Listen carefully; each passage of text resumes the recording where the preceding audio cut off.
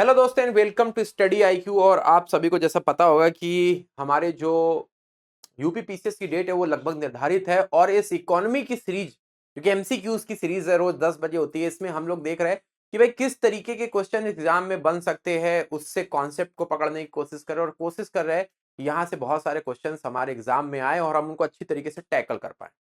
तो इसी उम्मीद के साथ आज का सेशन हम लेके आ रहे हैं। लेकिन जैसा कि आपको पता है कि एग्जाम्स जो है वो हमारे लिए बड़े इंपॉर्टेंट है और यहाँ पे हमारे प्री और मेंस दोनों की तैयारी के लिए यूपी पीसीएस में सिर्फ प्री नहीं, मेंस की भी तैयारी के लिए यूपी पीसीएस ये स्टेट हमारे पीसीएस जो फाउंडेशन बैच है स्टडी आईक्यू के, उसमें आप देख पा रहे होंगे यहाँ पे आपको मेंटोर्स भी मिलेंगे, यहाँ पे आपको लाइव क्लासेस भी मिलेंगी, यहाँ पे आपको मॉक टेस्ट भी मिलेंगे, यहाँ पे आपको हैंड रिटन नोट्स भी मिलेंगे।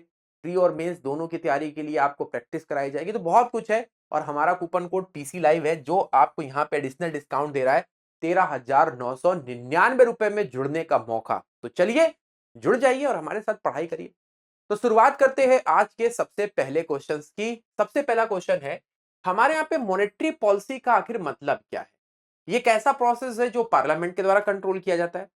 ये एक ऐसा प्रोसेस है जो सेंट्रल बैंक और हमारे जो मॉनेटरी अथॉरिटी है कंट्री के वो मनी की सप्लाई को कंट्रोल करते हैं। ये एक ऐसा प्रोसेस है जो इंटरनेशनल मार्केट कंट्रोल करता है मनी की सप्लाई को, या इनमें से कोई नहीं। देखिए मॉनेटरी पॉलिसी तो सबसे पहले मैं बताना चाहूंगा ये रिजर्व बैंक ऑफ इंडिया के द्वारा कंट्रोल किया जाने वाला इंडिया में हमारा एक ऐसा इंस्ट्रूमेंट है, एक ऐसी पॉलिसी है जिसमें फाइनेंशियल स्टेबिलिटी, ताकि हमारे जो है आर्थिक स्थिरता बनी रहे, इन्फ्लेशन कंट्रोल में रहे, इन सबको देखते हुए हमारे हर 2 महीने में मॉनेटरी पॉलिसी को रिव्यू करने के लिए मीटिंग होती है और उसके आधार पे जो अलग अलग इंस्ट्रूमेंट है, रेट्स हैं, उनको कंट्रोल किया जाता है। तो यहाँ पे जो सही जवाब है वो है बी नंबर। कौन इसको कंट्रोल करता है? Central bank. और ये हर 2 महीने में हमने आपको जो दो चीज बताई कि फाइनेंशियल स्टेबिलिटी, आर्थिक स्थिरता, और साथ ही साथ आपको याद रखना है कि इन्फ्लेशन, महंगाई, मुद्रास्फीति को कंट्रोल करने के लिए ये प्रोसेस होता है। इसके कई सारे इंस्ट्रूमेंट होते हैं जो हम लोग बात करते रहेंगे। तो यहाँ पे सही जवाब है बी नंबर। अगला क्वेश्चन है इनमें से कौन सा हमारे सेंट्रल बैंक के द्वारा एक इनकरेज करना greater investment in economy, economy में अगर हमको इन्वेस्टमेंट कराना है लोगों से कि लोगों के पास पैसा ज्यादा हो गया है और लोग लोग इन्वेस्ट ज्यादा करें, तो क्या किया जाएगा? It will increase the CRR, cash reserve ratio, CRR बोलते हैं, reduce the CRR, increase the bank rate, या sell the government securities in open market. तो इनकरेज द इन्वेस्टमेंट, लोगों को इन्वेस्टमेंट की भावना जागृत करनी है, तो सेंट्रल बैंक क्या करेगा? तो यहां पे सही जवाब होगा option number B. Central bank जो CRR है उसको क्या कर देगा? उसको हमारे कम कर देगा। तो अब आपके दिमाग में आ रहा होगा कि हमारे यहाँ पे जो CRR है वो हमारे होता क्या है। तो चलिए समझाते हैं आपको। CRR हमारे, जिसको हम यहां पर कैश रिजर्व रेशियो बोल रहे हैं, ये एक ऐसा रेशियो होता है जिसमें कोई भी बैंक, उनके पास जो demand deposit and time deposit से लायबिलिटी आती है, दो ही तरीके से पैसा आता है, या तो सेविंग अकाउंट से आता है या तो FD और RD से आता है। तो इन पैसे का कुछ परसेंटेज उनको आरबीआई के पास रखना पड़ता है। सपोज करिए 100 मैं यहां पे मान लेता हूं कि ये बैंक के पास पैसे की लायबिलिटी है, हर बैंक टू बैंक अलग करते, मैं यहां पे 100 मान लेता हूं। तो इसका कुछ परसेंटेज आरबीआई के पास रखना पड़ता है यहां पे बिना किसी इंटरेस्ट के। तो 4% यहां पे अगर रख रहा है तो 100 रुपए का 4 रुपए वो आरबीआई के पास कैश के फॉर्म में रखेगा। लेकिन अगर इसको कम कर दिया, मतलब यहां पे अगर आप देखेंगे तो ये कम कर दिया गया, तो बैंकों के पास जो पहले 96 रुपीज बच रहा था, मान लीजिए कि अब इसको 3% कर दिया गया, तो अब वो 97 रुपीज हो जाएगा। और ये जो 97 रुपीज बैंक क्या करेगा? ये लोगों तक पहुंचाएगा।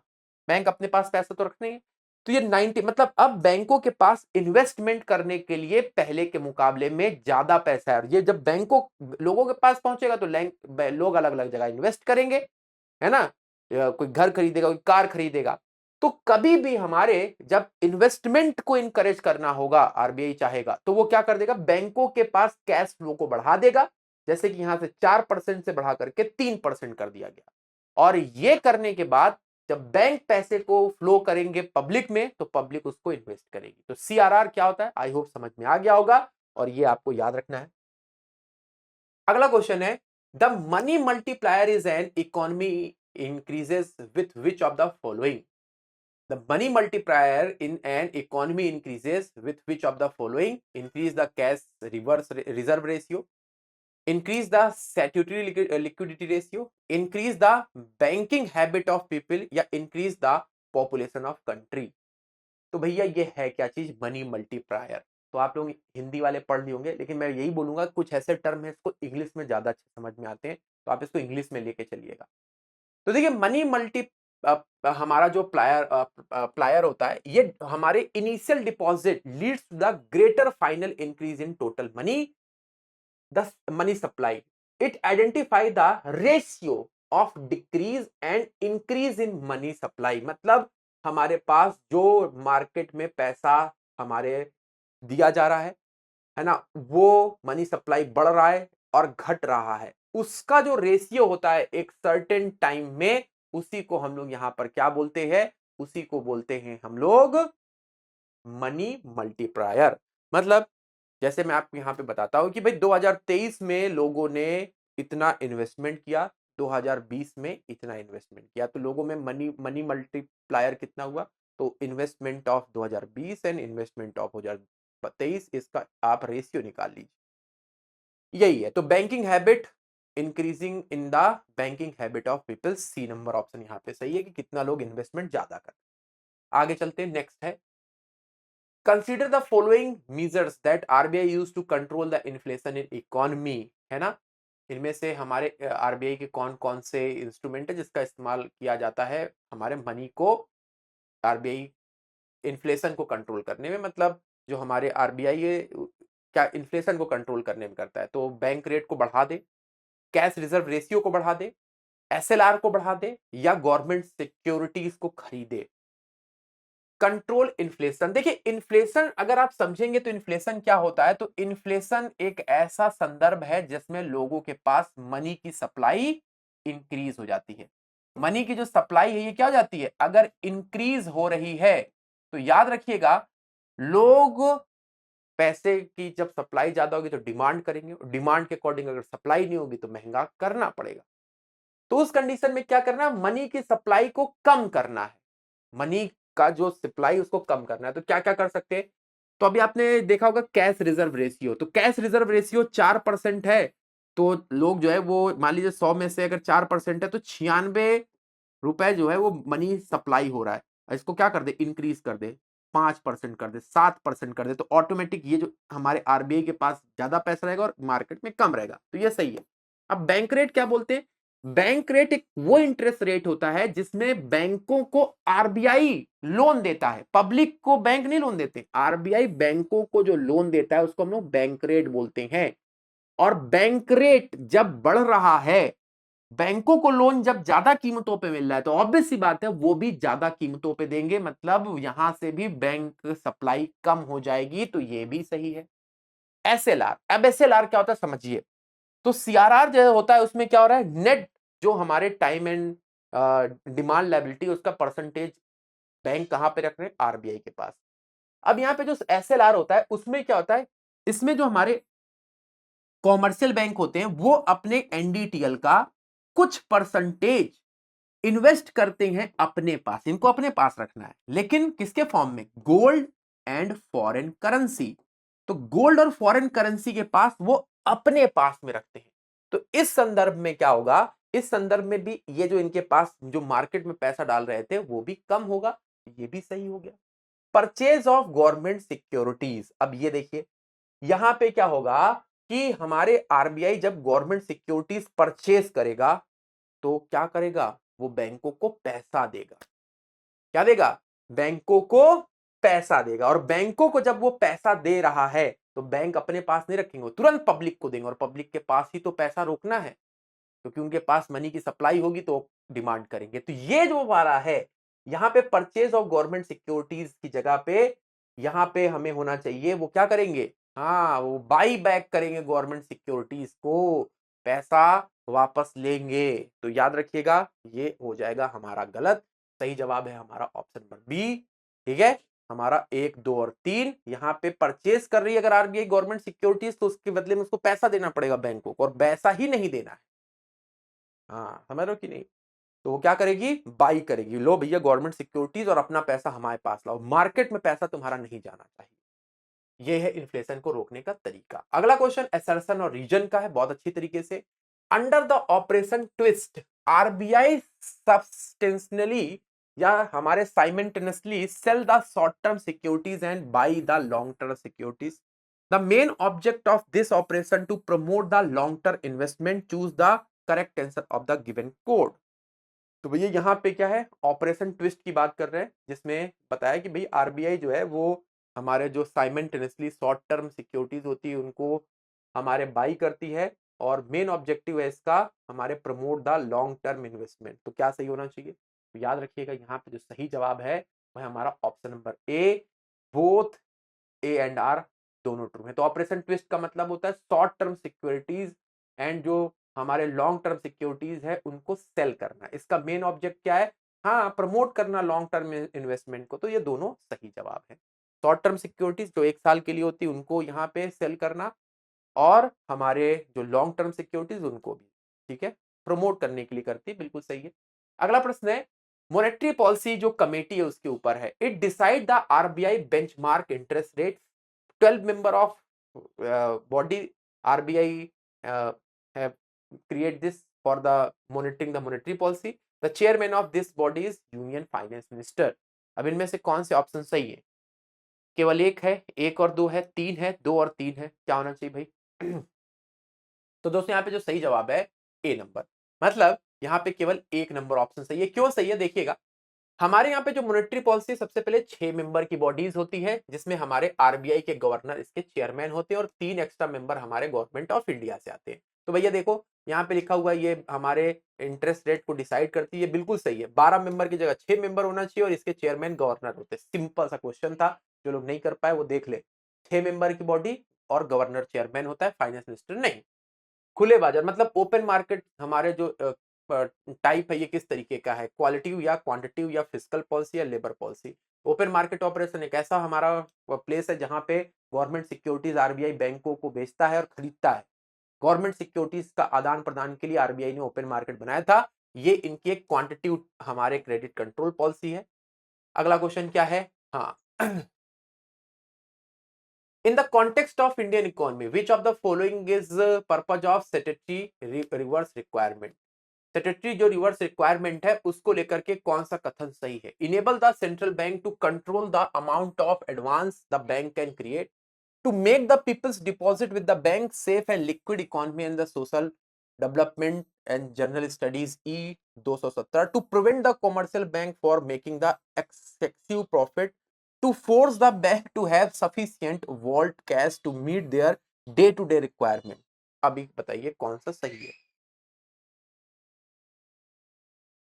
ठीक है, तो यहां पे सही जवाब क्या होना चाहिए, यहां पे सही जवाब है ए, स्टैट्यूटरी रिवर्स रिक्वायरमेंट। ये एक मिनिमम परसेंटेज है जो कि हमारे कॉमर्शियल बैंक को मेंटेन करना पड़ता है, किसके पास, in the form of liquid cash and gold. मैंने वही बताया कि ये स्टैट्यूटरी हमारे लिक्विडिटी रेशियो बोलते हैं, मतलब बैंकों को ये कहां पे रखना है, अपने पास में रखना है, इन द फॉर्म ऑफ गोल्ड, है ना, foreign currency and government securities. तो यहां पे जो सही जवाब है वो है हमारा ऑप्शन नंबर ए ए ए, के अलावा कोई भी सही नहीं है। अगला क्वेश्चन क्या है, RBI regulate which of the following parameter by taking the open market operation transaction. Inflation है, borrowing power of commercial bank है, मनी सप्लाई हमारे इकोनॉमी है, बोथ ए एंड सी है। तो सही जवाब क्या होना चाहिए, डी नंबर ऑप्शन है। डी कहां पर है आपके, बोथ ए एंड सी, ये दोनों के जरिए ये ओपन मार्केट ऑपरेशन को कंट्रोल करती है। बोरोइंग पावर मतलब हमारे जिसके पास गवर्नमेंट सिक्योरिटीज है पहले से, उसको दे करके वो गवर्नमेंट से पैसा क्या कर सकती है, ले सकती है। लेकिन ये जो बोरोइंग पावर है ये मेंटेन होता है हमारे किससे, ये मेंटेन होता है हमारे रेपो रेट और बैंक रेट से। ठीक है, तो बोरोइंग पावर जो है ये रेपो रेट और हमारे किससे, बैंक रेट से होता है। तो ये किसको मेन कंट्रोल करता है, इन्फ्लेशन और मनी सप्लाई को। चलिए अगला क्वेश्चन क्या है भाई, हाँ इनमें से हमारा कौन सा कथन सही है? M3 जो है ये सबसे ज्यादा लिक्विड होता है, M2 मोस्ट लिक्विड होता है, M1 मोस्ट लिक्विड होता है, या सभी स्टेटमेंट सही है? तो देखिए M1 में क्या होता है, M1 में होता है हमारे जो भी पैसा हमारे सेविंग अकाउंट में और जो कैश के फॉर्म में, ये और लिक्विड का मतलब आसानी से फैलता है, बिल्कुल सही है। इसमें अगर हम M2 में जो पोस्ट ऑफिस में सेविंग जमा है उसको ऐड कर देते हैं, N2 बन जाता है। M3 में जो हमारे डिपॉजिट, टाइम डिपॉजिट अगर ऐड हो जाता है तो टाइम डिपॉजिट एफडी आरडी कहां लिक्विड होता है, ये तो समय के बाद ही लिक्विडिटी में कन्वर्ट होगा, तो ये गलत है। सबसे लिक्विड हमारा कौन सा होता है, तो सबसे लिक्विड होता है M1। तो M1 जो है वो सबसे लिक्विड होता है, क्योंकि ये जो पैसा सेविंग अकाउंट में है और जो पैसा लोगों के पास जेब में है वही है, और ये सबसे ज्यादा लिक्विड होता है। चलिए आगे चलते हैं, नेक्स्ट क्वेश्चन है, हमारे इन्फ्लेशन को लेकर के कौन सा हमारे जो सेक्शन है वो बेनिफिशियल रहता है? हमने क्वेश्चन कराया हुआ है, क्रिएटर होता है, इन्वेस्टर, और हमारे इन्वेस्टर होता है, डेबिटर होता है, या हमारे उपभोक्ता है? तो सबसे ज्यादा जो हमारा बेनिफिशियल होता है वो होता है कौन सा, डेबिटर, देनदार, देने वाला जो होता है। हाँ, क्रेडिटर नहीं, देने वाला जो है वो सबसे ज्यादा बेनिफिशियर होता है, क्योंकि भैया उसने लिया था 5,000 रुपए और 5,000 की वैल्यू अचानक से कम हो गई, तो भाई देने वाला फायदे में हो जाता है ना? इसीलिए बोलते हैं लोग लोन लो तो लोन का वैल्यू जो है वो आपका एसेट की तरीके, कोई घर लिया तो घर की वैल्यू बढ़ती चली जाएगी और आपका जो पैसा है वो वैल्यू कम होता जाएगा, इसीलिए घर लेने के लिए लोग ज्यादा बोलते हैं, है ना? लेकिन उसका इन्वेस्टमेंट सही जगह होना चाहिए। विच of the following statement is appropriate हमारे डिस्क्रिप्शन ऑफ डिफ्लेशन? डिफ्लेशन का एक्चुअल डिफिनीशन क्या है? देखिए आप लोग पढ़िए इसको जरा। तो देखिए डिफ्लेशन को समझिए, मैंने आपको इसके पहले बताया था, नोकिया से आप इसको कंपेयर कर सकते हैं कि अचानक से किसी भी चीज की मनी वैल्यू कम हो जाए, अचानक से, और इतनी कम हो जाए कि उसकी कॉस्ट प्राइस से भी चीजें कम हो जाए। जब देखिए कम हो रही ठीक है, लेकिन जैसे वो कॉस्ट प्राइस के नीचे चल गई, मतलब वो कंपनी अब ठप होने वाली है, पूरी तरीके से बस्ट हो गई है, जैसे नोकिया के साथ हुआ, जैसे हमारी कई सारी टेलीकॉम कंपनीज के साथ हुआ, इतनी कम करनी पड़ी प्राइस कि उसकी मनी वैल्यू जीरो हो गई। और ये जो डिफ्लेशन की कंडीशन है, इसमें मनी वैल्यू तो कम हो रही, कॉस्ट प्राइस के भी नीचे चली गई, साथ ही साथ हमारे जो एम्प्लॉयज है वो निकाले जा रहे हैं, लगातार रिसेशन की पोजीशन बनी हुई है। तो इसमें सी नंबर ऑप्शन सही है, जिसमें आपको दिखा रहा है कि तो हमारे जनरल प्राइस द परसिस्टेंस, मतलब वस्तु और सेवाओं की हमारे कीमतों में लगातार गिरावट, और इतनी गिरावट कि उसकी वैल्यू ही घट हो जाए। भाई गिरावट जरूरी है, लेकिन इतनी नहीं कि उसकी वैल्यू खत्म हो जाए, मतलब कंपनी खत्म होने वाली है। Financial sector reform in the Indian consist of, जैसे आपने देखा होगा क्लियरिंग सेल लगी होती ना, 70% ऑफर है, ले जाओ, हमें बंद करना, क्लियर करना अपना स्टॉक, वही है डिफ्लेशन, क्योंकि उसके यहाँ डिफ्लेशन घुस गया। सबसे खराब होता है इकोनॉमी का condition deflation. Financial sector reform in the India consists of lowering down the CRR and SLR, entry of private firm in the insurance sector, deregulation of interest rate, या all of above? तो याद रखिएगा सही जवाब है D number, मतलब ये सभी के सभी all of above is correct answer. तो डी नंबर के ऊपर आपको टिक करना है। अगला क्वेश्चन है, the reserve bank of India manages and service government of India security but not any state government securities. Treasury bill are issued by the government of India. There is no treasury bill issued by the State Bank of India. Treasury bill offer issued at the discount for par value. बताइए भाई क्या होना चाहिए? तो देखिए हमारा जो reserve bank of India है, यहाँ पे सबसे पहले तो हमारे 2 और 3 जो है ये हमारे पूछा गया कौन से सही है। तो 2 और 3 यहाँ पे सही है। तो ट्रेजरी बिल सबसे पहले याद रखिए गवर्नमेंट सिक्योरिटीज होती हैं, जो कि सेंट्रल बैंक के द्वारा हमारे मतलब गवर्नमेंट आरबीआई के द्वारा इशू किया जाता है। ये हमारे सेंट्रल बैंक या स्टेट गवर्नमेंट ये दोनों इशू करते हैं, जो कि 1 साल या उससे कम के लिए होते हैं, 1 साल के लिए ज्यादा नहीं होते हैं। तो ये हमारे कौन, स्टेट गवर्नमेंट भी इशू करती है और सेंट्रल गवर्नमेंट, और लेकिन दोनों का जो इशू है वो आरबीआई ही करेगा। इसकी जो फेस वैल्यू होती है उस पर कुछ डिस्काउंट होता है, और जब आप इसको जब आप इसको रिडीम कराने जाता है तो उसको उतनी फेस वैल्यू मिलती है, ठीक है ना? जैसे कि आपको एक चेक दिया जाए, उस पर आपको 12,000 लिखा हो, और आप इसको जब खरीदने जाए तो आपको मिलेगा 11,000 का। लेकिन जब आप इसको जब इसका टाइम हो कि आप इसको वापस 3 महीने के लिए लेके आइए, तो 3 महीने बाद वापस से आप जब लेने जाएंगे तो आपको जो ये प्राइस लिखा होगा उस पर मिलेगा, मतलब इसकी जो फेस वैल्यू उस पर डिस्काउंट रहता है। और इसको स्टेट गवर्नमेंट और आरबीआई दोनों इशू करते हैं। यहाँ पे ये वाला स्टेटमेंट गलत है, ये अब राज्य सरकारों के लिए भी करता है, तो केवल 2 और 3 सही है, सी नंबर ऑप्शन आपका यहाँ पे सही है। चलिए नेक्स्ट क्वेश्चन आपके सामने है, which of the following step is likely to be taken the time of economy recession?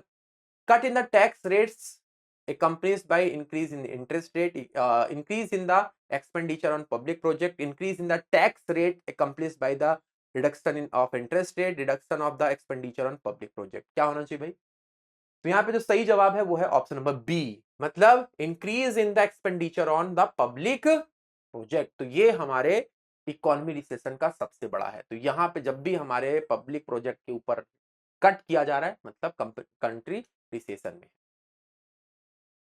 चलिए, which of the following is narrow money and broad money. Narrow money किसको बोलते हैं और ब्रॉड मनी किसको बोलते हैं? तो अब यहाँ पे देखिए, सबसे पहले सी नंबर ऑप्शन सही है। M3 और M1 को हम लोग यहाँ पे क्या बोलते हैं?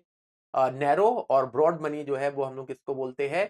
तो नैरो मनी हम लोग M3 को और M1 को ब्रॉड मनी बोलते हैं। देखिए, जो ज्यादा फ्लो होगा, है ना, जो ज्यादा हमारे सर्कुलेट होगा उसको हम लोग बोलेंगे ब्रॉड है, तेजी से वो सर्कुलेट हो रहा है। सेविंग और हमारे जेब में रखा कैश, सेविंग से यूपीआई कर सकते हो, 50 चीजें कर सकते हो, जेब का कैश है वो भी तेजी से खर्च होता है। लेकिन हमारा जो एफडी है, आरडी है, वो सर्कुलेट नहीं होता है। तो देखिए, M1 में क्या आता है? सेविंग, जो कि सेविंग अकाउंट में पैसा है प्लस जो पब्लिक के पास पैसा है, ये सबसे सर्कुलेट हो, M1 हो गया। M2 में क्या आता है? इसमें आपको सेविंग जो हमारे कॉमर्शियल बैंक में प्लस कैश प्लस जो पैसा पोस्ट ऑफिस में है, तो ये रिस्पेक्टिवली कम सर्कुलेट हो रहा है, लेकिन ये भी होता है।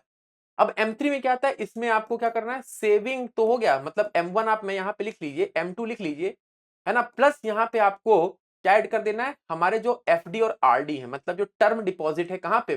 कॉमर्शियल बैंक में। और यहाँ पे M4 में M3 तो हो गया, और M3 के साथ साथ हमारे जो सेविंग जो टर्म डिपॉजिट है पोस्ट ऑफिस में, पोस्ट ऑफिस में जो टर्म डिपॉजिट वो भी ऐड हो गया। तो यहाँ पे हमारा अगर आप देखेंगे तो हमारे M3 और M1, ये M3 जो है वो नैरो होता है और M1 जो है ब्रॉड होता है। ठीक है, इस तरीके से आपको करना है। चलिए आगे चलते। इनमें से हमारे इंडियन मॉनेटरी पॉलिसी के बारे में कौन सा कथन सही है? Indian monetary policy is a based on the gold standard. The Indian monetary policy is a based on the credit money standard. The Indian monetary system is based on the paper standard. The Indian monetary policy is based on the metallic standard.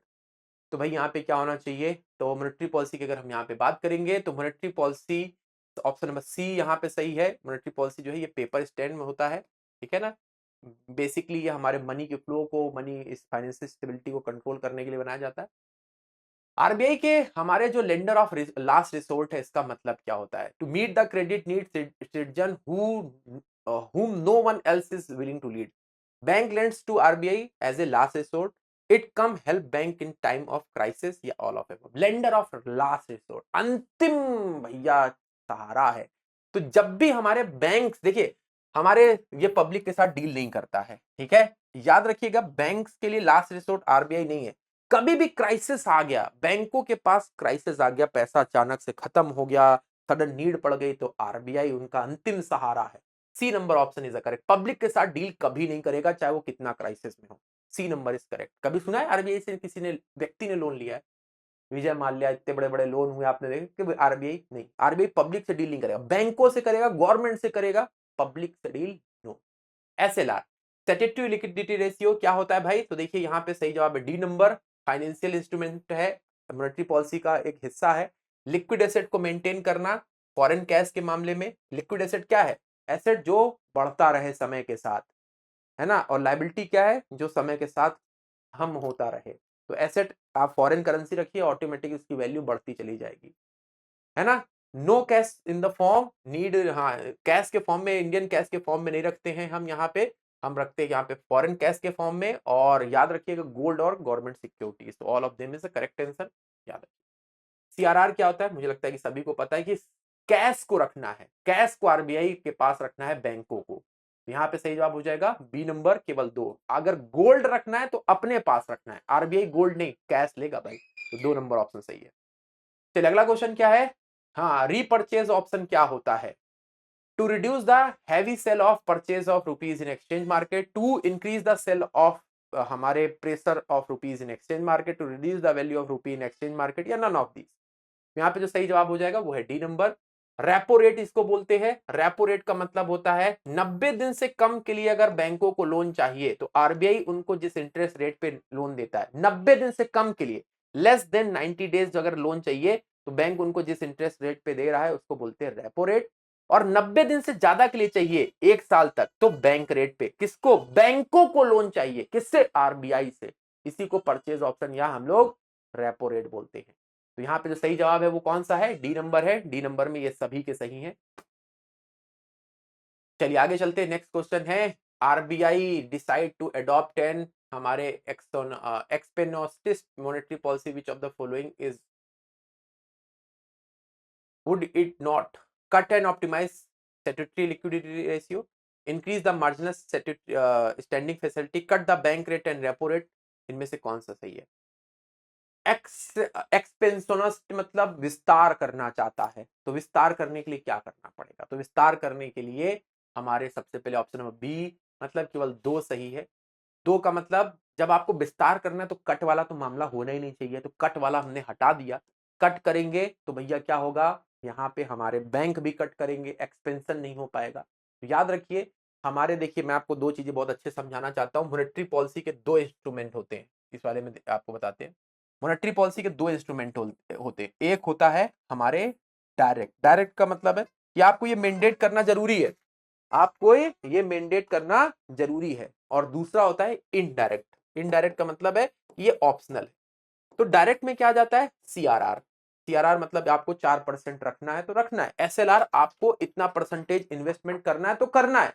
Indirect में क्या होता है? ये आपके crisis के समय repo rate interest rate है, आपको इस इंटरेस्ट रेट को पे करना है और लोन लेना है। बैंक रेट ये भी इंटरेस्ट रेट है, ये भी आपको पे करना है। हमारे उसके बाद से क्या आता है?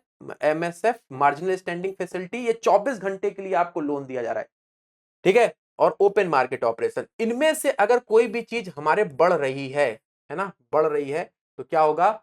आपका जो इंटरेस्ट बढ़ेगा तो बैंक भी आपके ऊपर इंटरेस्ट बढ़ाएंगे। अगर यहाँ पे बैंकों को ज्यादा ज्यादा उस पे लोन मिल रहा है तो वो भी आपको ज्यादा उस पे लोन देंगे। तो याद रखिएगा इनमें बढ़ोतरी का मतलब है हमारे जेब के ऊपर बढ़ोतरी, मनी की सप्लाई कम हो जाएगी। लेकिन इनमें बढ़ोतरी का मतलब है इनको पैसा ज्यादा रखना पड़ रहा है, मतलब यहां पर भी ये अगर बढ़ रहे हैं तो यहां पर भी क्या हो जाएगा? हमारे मनी की सप्लाई रुक जाएगी, ठीक है, याद रखिएगा।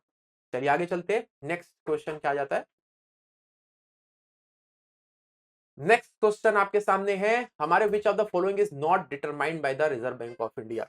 इनमें से किसको हम रिजर्व बैंक ऑफ इंडिया के द्वारा डिटरमाइन नहीं करेंगे? बैंक रेट है, सीआरआर है, पीएलआर है या एसएलआर है? तो आपने अभी पीएलआर के बारे में पढ़ा है, ये हमारे डिटरमाइन नहीं होता है। पीएलआर नहीं डिटरमाइन होता है, बाकी सारे होते हैं। When the Reserve Bank of India reduced the statutory liquidity ratio by 50 price basis point, what happened? क्या होगा? GDP growth rate increased drastically. Financial institutional investment may bring more capital. Scheduled commercial bank may cut their lending rates. या it may drastically reduce the liquidity on the banking system. देखिए SLR फिर से समझिए, हमारे पास bank के पास जो पैसा है उसको 2 फॉर्म में इनको रखना है। एक तो आरबीआई के पास रखना है और दूसरा अपने पास रखना है। तो जो अपने पास पैसा रख रहे हैं वो गोल्ड के फॉर्म में, फॉरेन कैश के फॉर्म में रखेंगे। लेकिन ये पैसा पब्लिक के पास नहीं जा पाएगा, ये इनका इन्वेस्टमेंट है ताकि आरबीआई इनके ऊपर कंट्रोल कर पाए। तो यहां पे क्या हुआ? एसएलआर को उन्होंने 50 बेसिस पॉइंट कम कर दिया। मतलब आप कम करिए, मतलब आपको कम इन्वेस्टमेंट करना है। पहले इतना कर रहे थे उससे आपको कम करना है, पहले इतना कर रहे थे इतना कम करना है। तो ये जो हिस्सा है ये बढ़ गया, मतलब अब ये ज्यादा लोगों तक ज्यादा पैसा दे पाएंगे, है ना। तो यहां पे अगर आप देखेंगे तो सही जवाब क्या हो जाएगा? सी नंबर। सी नंबर में जो हमारे जो शेड्यूल कॉमर्शियल बैंक है वो उनके पास पैसा ज्यादा है तो चाहेंगे लोन ज्यादा ले लो। लोन ज्यादा ले तो क्या करेंगे? इंटरेस्ट रेट में कटौती करेंगे, तभी तो लोन ज्यादा लेंगे। 5% इंटरेस्ट रेट है और 4% कर दिया जाए तो लोग ज्यादा, अरे हाँ बैंक जो है कम रेट पे इंटरेस्ट दे रहा है, तो कॉमर्शियल बैंक लैंडिंग रेट को कट कर देंगे। जीडीपी ग्रोथ से कोई मतलब नहीं है यहाँ पे, है ना। हमारे जो फाइनेंशियल इन्वेस्टर के ऊपर से भी कोई मतलब है। लिक्विडिटी रिड्यूस नहीं होगी, क्या हो जाएगी? बढ़ जाएगी। बैंकों के पास 50 बेसिस पॉइंट और बढ़ जाएगा, समझे। तो इसी तरीके से आप पूरा डिटेल में एक एक थ्योरी को पढ़ने के लिए हमारे फाउंडेशन बैच को ज्वाइन करिए, जहां पे आपको सारी बारीकी एक एक स्पेशलिस्ट टीचर से पढ़ाई जाएंगी हमारे यूपी पीसीएस के इस फाउंडेशन बैच में, जो कि आपको मिलेगा 5 दिसंबर से हमारे स्टडी आईक्यू के ऐप और वेब प्लेटफॉर्म पे। तो क्या करना है आपको? यहां से आपको हमारे आरबीआई के, सॉरी, स्टडी IQ के ऐप या वेब प्लेटफॉर्म पे जाना है, वहां पे आप पीसी लाइव कूपन कोड का इस्तेमाल करके live class, 1-to-1 mentor, answer writing program, prelims test, hand written notes ले सकते हैं और हमारे कूपन कोड को पीसी लाइव को लगाइए। ये देखिए मैंने यहाँ पे लगाया हुआ है, ये सीधे आपका 35,000 से 13,999 का हो गया। आप इस्तेमाल करिए और ज्वाइन कर लीजिए। मिलते हैं अपनी लाइव क्लासेस में। Thank you.